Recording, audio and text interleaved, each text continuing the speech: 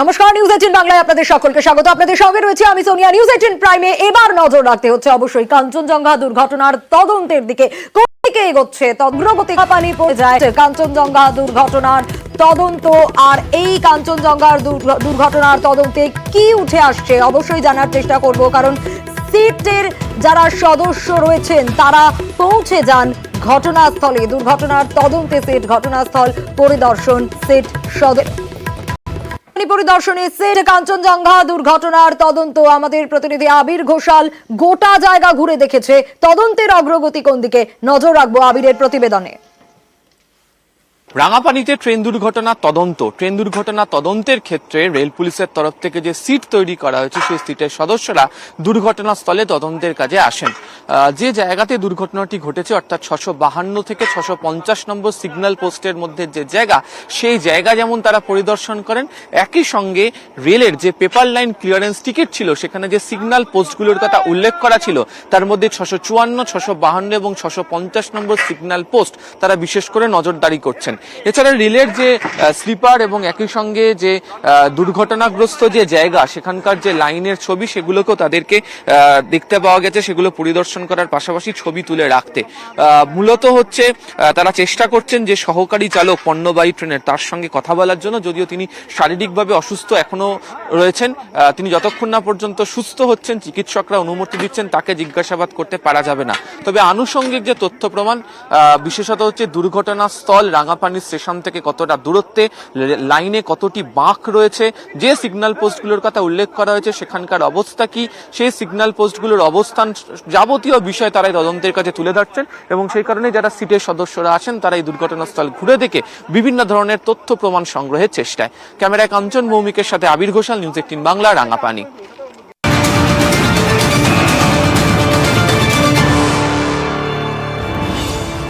Rangapani train দুর্ঘটনার যে ট্রেনের সিগন্যাল নিয়ে নয়া ভাবনা নেওয়া হচ্ছে রেলের তরফ থেকে। কি ভাবনা? পেপার সিগন্যালের সরলীকরণের ভাবনা। ট্রেন দুর্ঘটনার পরে উচ্চ পর্যায়ে বৈঠক হয় এবং জেনারেল ম্যানেজারদের সঙ্গে বৈঠকে আলোচনা হয় ট্রেনের সিগন্যাল নিয়ে নতুন ভাবনা রেলের। পেপার সিগন্যালের সরলীকরণের ভাবনা।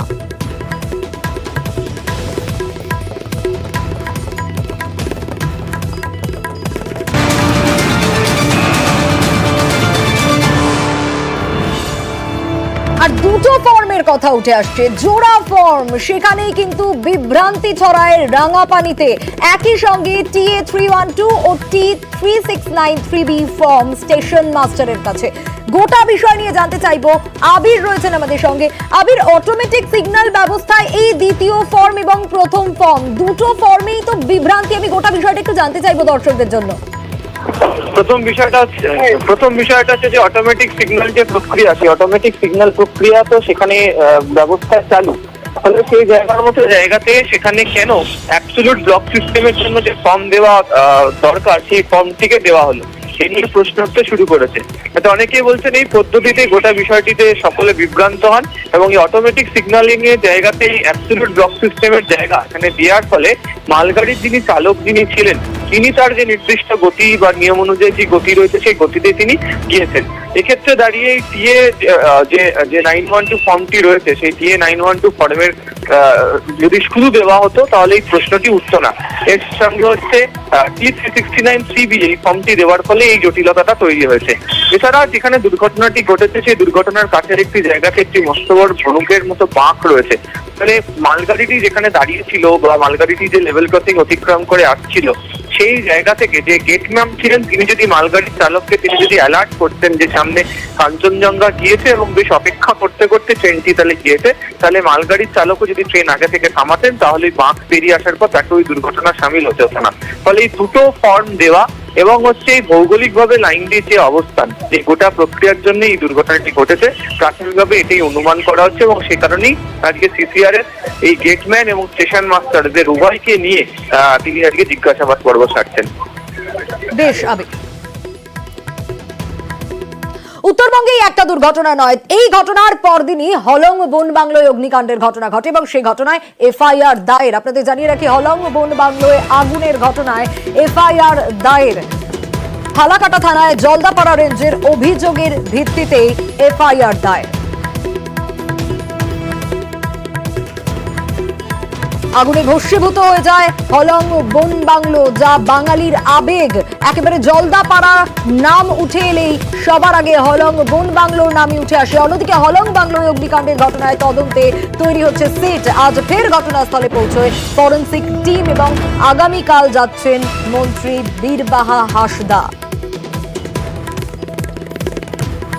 আগামীকাল যাচ্ছেন মন্ত্রী বীরবাহা হাঁসদা। তার আগেই এলাকায় সরেজমিনে বন দপ্তরের কর্তারাও। হলং বন বাংলোয় অগ্নিকাণ্ডের ঘটনা, আগামীকাল যাচ্ছেন মন্ত্রী বীরবাহা হাঁসদার। তার আগেই এলাকায় সরেজমিনে বন দপ্তরের কর্তারা।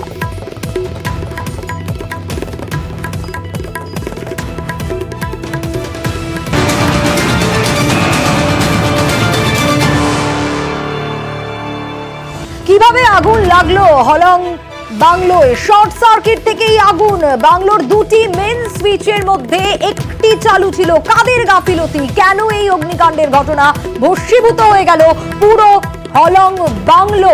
পার্থর কাছ থেকেই আপডেট নেব। পার্থ, এই যে মেন সুইচ, এই মেন সুইচে গাফিলতি কার? কারা চালিয়ে রাখলো? কিভাবে এই ঘটনা ঘটলো? কি আপডেট পাওয়া যাচ্ছে?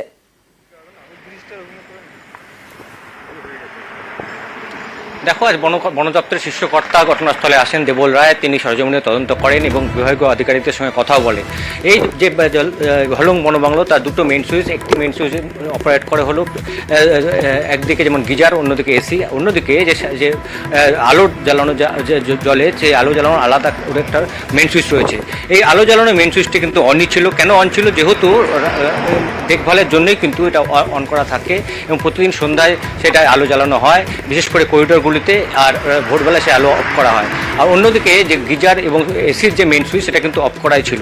আর ঘটনার সময় সেই ঘরে কেউ ছিল না, এমনটাই কিন্তু আজ সাফ জানিয়ে দিলেন শীর্ষ বনকর্তা। এবং যে সিসিটিভি ফুটেজ রয়েছে, সেই সিসিটিভি ফুটেজ খতিয়ে দেখে কিন্তু তিনি নিশ্চিত যে শর্ট সার্কিট থেকেই আগুন লেগেছে। এবং প্রাথমিকভাবে যে বনকর্তারা এখানকার ডিওফো কোচবিহারের সঙ্গে থাকো, একেবারে বনকর্তা কি বলছেন একটু শোনাই দর্শকদের। তিনি যেটা ওয়ার্কিং হাইপোথিসিস যা আছে সেটা শর্ট সার্কিটই। ফরেনসিক দল এসে নমুনা সংগ্রহ করে গেছেন। রিপোর্ট এলে তখন আমরা কনফার্মলি বলতে পারবো। তদন্ত করে নিশ্চিতভাবে জেনেছি যে ঘরের মধ্যে কেউ ছিল না। আগুন ধরা পড়ে এবং দুই রেঞ্জ অফিসার যখন উপরে ওঠেন তখন তাদেরকে প্রথম ঘরটা মেন গেট চলেছিলেন, কাজে ভেতরে কেউ থাকলে বাইরে থেকে লক করা থাকতে পারতো না। আগুন যদি মানুষকেও ইচ্ছে করে লাগাতো তাহলে নিচের তলায় আগুনটা লাগতো। এটা লেগেছে টপ ফ্লোরে। এসির কম্প্রেসারের মধ্যে একটা গ্যাস থাকে, ক্লোরোফ্লোরোকার্বন যেটাকে বলে। যখন প্রচন্ড হিট হয়ে যায় তখন ওটা বাস্ট করে এবং ওই গ্যাসটা নিজেই খুব কম্বাসেবল, ওটা ব্লু ফ্লেমে জ্বলতে শুরু করে। ওটা আমাদের স্টাফেদের সামনেই হয়েছিল। ঘরটা বন্ধ ছিল, ধোঁয়াটা দেখা এবং ধোঁয়াটা স্প্রেড করার মাঝে সময়টা খুব কম পাওয়া গেছিল। এত বেশি ধোঁয়া জন্মে গেছিল যে ওনারা নিজেরা দুটো ফায়ার এক্সটিংগুইশার এমটি করে ওটা কিছু করতে পারেননি। এখনো পর্যন্ত কোনো গাফিলতি আমাদের নজরে আসেনি। এলে নিশ্চয়ই আপনাদের জানাবো এবং উপযুক্ত ব্যবস্থা নেওয়া হবে। আর এই হলং বাংলো পরিদর্শনে গিয়ে বাধার মুখে পড়তে হলো মনোজ টিগ্গাকে। মনোজ টিগ্গা বাধার অভিযোগ করছেন। পরিদর্শনে গিয়েছিলেন তিনি, আর সেখানে বনকর্মীদের বিরুদ্ধে অভিযোগ মনোজ টিগ্গার। মনোজ টিগ্গা পরিদর্শনে গিয়েছিলেন, হলং বাংলো ভস্মীভূত হয়ে গিয়েছে, এলাকা পরিদর্শনে গিয়েছিলেন এবং সেখানে বাধার মুখে পড়তে হয় মনোজ টিগ্গাকে। ঠিক কি ঘটেছিল জানার চেষ্টা করবো পার্থর কাছ থেকে। পার্থ,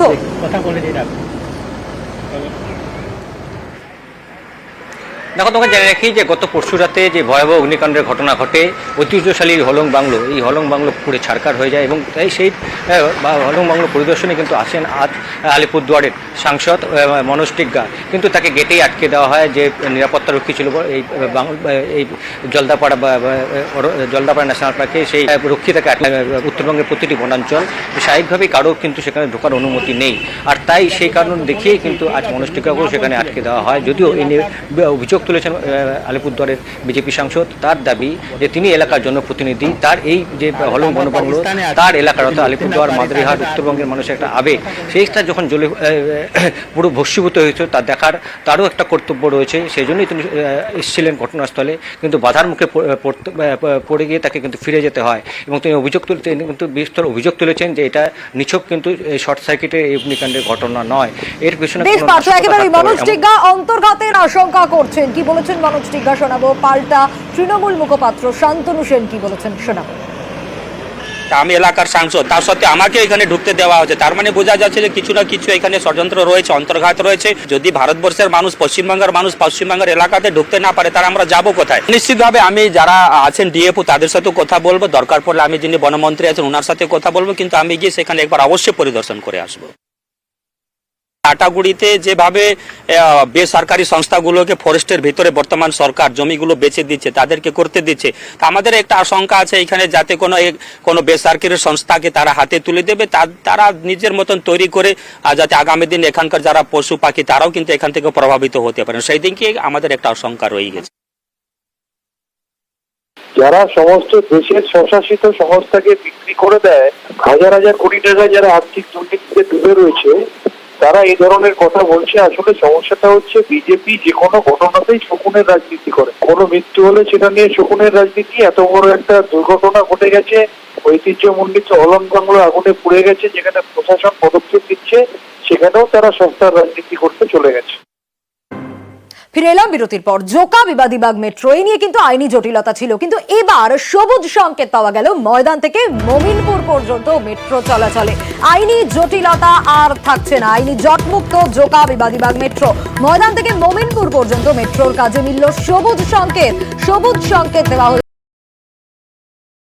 তরফে। আপনাদের জানিয়ে রাখি, মেট্রোর কাজের জন্য কাটা পড়েছিল 700 মতো গাছ এবং হাইকোর্টে জনস্বার্থ মামলা করা হয়েছিল স্বেচ্ছাসেবী সংস্থার তরফ থেকে।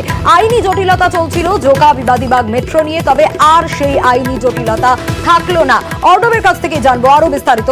অর্ণব, আইনি জট মুক্ত জোকা বিবাদীবাগ মেট্রো তা বলাই যায়, কি জানা যাচ্ছে? দেখো, 2023 সালের অক্টোবর মাসে কলকাতা হাইকোর্ট স্থগিতাদেশ দিয়েছিল এবং এই স্থগিতাদেশের ফলে রেলওয়ে বিকাশ নিগম লিমিটেড, যারা এই প্রকল্প কাজের একটা বড় অংশ তদারকির দায়িত্বে ছিল, মূলত ময়দান বা ভিক্টোরিয়া মেমোরিয়াল চত্বর থেকে মমিনপুরের যে স্টেশন বা রেল প্রকল্প, মেট্রো রেল প্রকল্প তৈরি কাজের জন্য যে প্রকল্পটা শুরু হয়েছিল সেটা বন্ধ ছিল এবং সেক্ষেত্রে 700টা গাছ কাটা হয়েছে। একটি স্বেচ্ছাসেবী সংস্থার অভিযোগ ছিল এবং যে পরিমাণ কলকাতার ফুসফুসকে নষ্ট করা হচ্ছে, তাতে আগামী দিন কলকাতা সংকটে পড়বে। এই অবস্থায় মামলাটা চলছিল। আজকে সেই মামলাটায় প্রধান বিচারপতি ডিভিশন বেঞ্চ খারিজ করে দিয়েছে এবং সেক্ষেত্রে রেলের তরফে বা আরভিএনএল এর তরফে যে মেট্রো প্রকল্প জোকা থেকে বিবাদীবাগ শুরু হয়েছিল, যার মূল কাজ প্রায় অনেকটা কাজ এগিয়ে গেছে, শুধুমাত্র ময়দান থেকে মমিনপুরে কাজটা হলেই বিষয়টা একেবারে গতি পাবে, সেই জায়গায় কাজটা বন্ধ ছিল। সেটাকে সবুজ সংকেত দিল হাইকোর্ট, মামলাটা খারিজ করে এবং পরিষ্কারভাবে প্রধান বিচারপতি কে.এস. দিবাকরমের ডিভিশন বেঞ্চ জানিয়ে দিল শুধুমাত্র অনুমান, তার উপর ভিত্তি করে যে আশঙ্কাগুলো প্রকাশ করা হচ্ছে যে পরিবেশে গেল রক্ত দেওয়া হচ্ছে, সেটা ঠিক নয়। কারণ আরভিএনএল যে অনুমতি নেবে, সেই অনুমতিতে তাদের 700টা গাছ কাটলে 700টা গাছ তাদের লাগাতেই হবে। উল্টে আরো কি করা যায় সেটাও তারা করবে। এই যে সাবমিশন যেতে হবে বলা হচ্ছে, সেটাতে আদালত আশ্বস্ত। কাজেই আমরা জানি এক্সপ্রেস মেট্রো ক্ষেত্রে আমরা যদি দেখি, মহাকরণের আশেপাশে যে গাছগুলি কাটা হয়েছিল সেগুলি যেভাবে প্রতিস্থাপিত হয়েছিল বা তার বিনিময়ে যে গাছ লাগানো হয়েছিল, একই রকম ভাবে আরভিএনএল এখানে একই রকম পদক্ষেপ করবে। এইটার উপর আস্থা রেখেই এই মামলাটি খারিজ করে এই প্রকল্পে যে বাধাটা ছিল, আইনি বাধাটা, সেটা আজ আদালত প্রত্যাহার করে নিল এবং সবুজ সংকেত দেওয়া হলো। অর্ণব, সঙ্গে থাকো, আরো একটি খবর দর্শকদের জানিয়ে ফিরছি তোমার কাছে। একদিকে নন্দীগ্রাম, সেখানে ভোটের আগে নিহত বিজেপি কর্মীর মায়ের মৃত্যু হয়েছিল, আর সেখানে কি নির্দেশ এলো হাইকোর্টের তরফ থেকে? নির্দেশ এলো যে নন্দীগ্রাম থানার সিসি ক্যামেরা ফুটেজ সংগ্রহ করতে হবে, সংরক্ষণ করতে হবে, এমনটাই নির্দেশ উঠে এসেছে। রাজ্যের হলফনামাও তলব করেছেন বিচারপতি অমৃতা সিনহা। আর কি নির্দেশ দিয়েছেন, কি জানা গেল, অর্ণবের কাছ থেকে জানবো। অর্ণব, দেখো, তুমি যেমনটা বললে তা তো রয়েছে। যেটা অতিরিক্ত এই মামলার সওয়াল জবাবে উঠে এলো, বিচারপতি অমৃতা সিনহা তিনি একেবারে স্পষ্ট ভাষায় বললেন, এই মুহূর্তের কি রাজ্য, কি এজেন্সি, যে কোনো এজেন্সি, কেন্দ্রীয় এজেন্সি হতে পারে, সিবিআই হতে পারে, ইডি হতে পারে, প্রত্যেকটি তদন্তের ভারে নুজ্জ। কাজে কাকে তদন্ত ভার দেওয়া হবে এটা পরবর্তী সময় নিশ্চয়ই আদালত প্রশ্ন করবে যারা চাইছেন তাদের কাছে। এবং এক্ষেত্রে রাজ্যের অ্যাডভোকেট জেনারেল বলল, রাজ্যের যে সিবিআই বিশেষ আদালতগুলি রয়েছে সেখানে একাধিক মামলায় সিবিআই অনেক মামলার বিচার তারা করতেই চাইছে না। কাজেই এই যদি সিবিআই এর পদক্ষেপ হয় তাহলে সিবিআই কে এই মামলা তদন্তভার দেওয়ার ক্ষেত্রে দ্বিতীয় হওয়ার চিন্তা করুক কলকাতা হাইকোর্ট। এবং এই বিষয়গুলি, এই মন্তব্যগুলি কিন্তু অত্যন্ত গুরুত্বপূর্ণ, কারণ আমরা দেখেছি এসএসসি মামলা, একাধিক মামলা সিবিআই তদন্ত হয়েছে, কিন্তু সিবিআই তদন্ত প্রথমে কয়েকদিন বিষয়টা নজরে এলেও পরে কিন্তু আস্তে আস্তে সীমিত হয়ে গেছে। এই তদন্তের কার্যকারিতা, তদন্তের তার কনক্লুশন পার্ট, সেগুলো কিন্তু একেবারেই উল্লেখযোগ্যভাবে ভালো কিছু হচ্ছে না, এটাও কিন্তু রাজ্যের অ্যাডভোকেট জেনারেল জানান। শেষমেশ ভোটের, লোকসভা ভোটের দুদিন আগে নন্দীগ্রামে রতিবালা আরি যিনি খুন হয়েছিলেন সেই একেবারে ঘটনায় 23 মে থেকে 7 জুনের ফুটেজ সংরক্ষণের তাই নির্দেশ দেওয়া হয়েছে। বেশ অর্ণব। অন্যদিকে পূর্ব মেদিনীপুরের ভূপতিনগর, সেখানে তৃণমূল নেতা আক্রান্ত হওয়ার ঘটনা। তৃণমূল নেতা আক্রান্ত কেন, কাদের ওপর অভিযোগ, কারা হামলা করলো, সুজিতের কাছ থেকে জানবো। সুজিত, কারা হামলা চালালো, কাদের বিরুদ্ধে অভিযোগ, ঠিক কি ঘটেছে? বিজেপির বিরুদ্ধে অভিযোগ এবং ভূপতিনগরের ভগবানপুর 2 নম্বর ব্লক এলাকার ঘটনা, যেখানে বিজেপির বিজয় মিছিল থেকেই হামলা চালানো হয় এবং সেখানেই কিনা আক্রমণ চালানো হয়েছিল বুথ সভাপতি তৃণমূলের, তাকে নৃশংসভাবে মারধর করা হয়, লোহার রড এবং লাঠি সোটা নিয়ে তার উপর হামলা চালানো হয় বলে অভিযোগ অস্বীকার করেছে বিজেপি। কিন্তু ঘটনা ঘিরে রীতিমতো উত্তেজনা ছড়িয়ে পড়ে নতুন করে, কারণ ভোট পরবর্তী অশান্তি প্রতিদিনই প্রায় লেগে রয়েছে এই ভূপতিনগর এলাকায়, যেখানে আক্রান্ত হলেন তৃণমূলের বুথ সভাপতি এবং তাকে প্রথমে স্থানীয় হাসপাতাল, পরে তমলুক জেলা হাসপাতালে পাঠানো হয়েছে। ঘটনা নিয়ে তরজা শুরু হয়েছে তৃণমূল ও বিজেপির মধ্যে এবং এই যে ঘটনা, তারপর পুলিশ ঘটনাস্থলে গিয়ে তদন্ত যেমন শুরু করেছে, টহলদারি রেখেছে, কারণ পরপরই ঘটনা ঘটছে, একের পর এক ঘটনা ঘটছে ভূপতিনগরেই এবং সেখানে সবটাই ভোট পরবর্তী হিংসা, সেখানে তৃণমূল এবং বিজেপির মধ্যে গন্ডগোল হচ্ছে। তৃণমূল নেতা কি বলছেন আর অভিযোগ, পাল্টা অভিযোগে কি বক্তব্য উঠে আসছে শোনাবো। বিজয় মিছিল ছিল বিজেপির, ফিরে আসার মাঝ পথে আমাকে 4-5 জন আটকিয়ে রড লাঠি দিয়ে আক্রান্ত করে আমি সেখানে লুটে পড়ে যাই। উচ্ছৃঙ্খল দল, শৃঙ্খল কর্মী, উচ্ছৃঙ্খল আচরণ, এরা জিতে মানুষের উপর আঘাত আনার চেষ্টা করে। এই দলের নেতা উচ্ছৃঙ্খল, সে দলের কর্মীরা তো উচ্ছৃঙ্খল হবে। আমরা আইনি প্রসেসে আছি, প্রয়োজনে আমরা রাজনীতিগতভাবে লড়াই করব। তৃণমূল কংগ্রেস নিজেরা আত্মকলহে জড়িয়ে পড়ে নিজেদের মধ্যে মারপিট হয়েছে, ভারতীয় জনতা পার্টির নামে মিথ্যা মামলায় ফাঁসানোর চেষ্টা করছে, কালিমা লিপ্ত করতে চাইছে, সম্পূর্ণ মিথ্যা অভিযোগ।